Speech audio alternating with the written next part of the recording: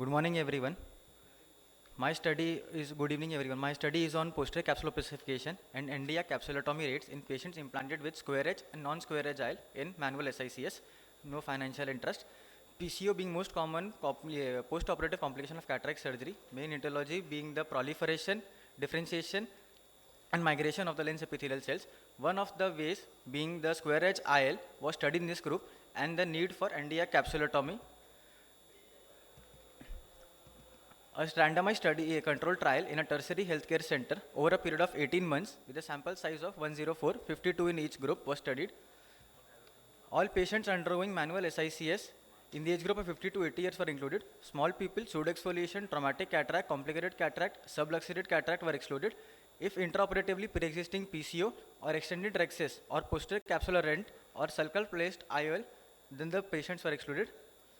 Preoperatively, base corrected visual acuity, slit lamp examination, tonometry, retinal evaluation, A-scan biometry, and IL power calculation was done. A single surgeon performed all the surgeries with 5.5 mm diameter capsular rhexis and in the black placement of the single piece PMMA IL with 6 mm optic with square edge in group 1 and non-square edge in group 2. Follow-up was taken on day 7, 1 month, 3, 6 and 12 months. The corrected distant visual acuity and slit lamp examination was done on every visit. Posterior capsule opacification was assessed. The retroillumination and images were obtained after full mydriasis. And if in the central 3 mm area PCO was present, then the patient was considered for NDA capsulotomy. Status analysis was done using t-test and KaiQS test using SPSS software. Patients in the two groups were age and sex matched. The mean age in group 1 was 64 years and in group 2 was 65 years. There is a table showing the best corrected visual acuity in the two groups, pre-op, 1 week, 3 months, 6 months and 12 months follow-up. According to this table, there was no significant difference in the best corrected visual acuity between the two groups at pre-op and immediate post-op. But at 12 months on follow-up, the visual acuity in square edge group was significantly better than the non-square edge with a p-value of 0.013. In the non-square edge group, 2 patients needed NDA capsulotomy and on 12-month follow-up. This is the few slit lamp images of non-square edge IL. As you can see on 1 month, there is significant PCO and patient was posted for NDA. In square edge, even after 1 year, no evidence of PCO. Comparing the NDA capsulotomy rates with previous studies, our study was sample size of 104 with mean age of 64 with 2% patients having NDA capsulotomy in non-square edge group in a study by Arvind Harpriya et al. With the sample size of 94 and mean age of 53, having 0% at 1 year and 2% at 2-year follow-up in square edge and 1% at 1 year and 37% at 2-year follow-up in non-square edge. In a study by Jagat Ram et al. With mean of 61 years and sample size of 377, square edge in PMMA, silicon, acrylic hydrophobic and acrylic hydrophilic were compared at 2-year follow-up with NDA grades of 11.7%, 1.4%, 3.6 and 6.8 respectively.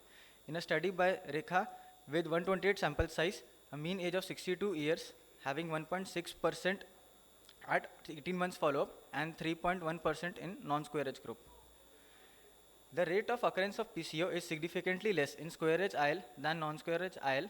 So we suggest that the square edge IL implantation in place of conventional round edge IL would be useful in lowering the rate of occurrence of posterior capsular opacification. These are my references. Thank you.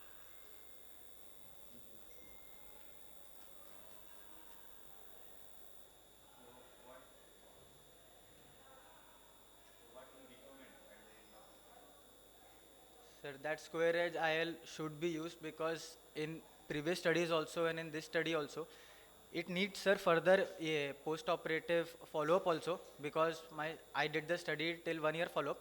I'm still continuing my patients after 1 year also, and I have not included those in the results, but still in the square edge group, I have not seen any posterior capsule opacification, and in till 1 year period, I found 2, and till now, I have found more 2 or 3 patients which required NDA capsulotomy.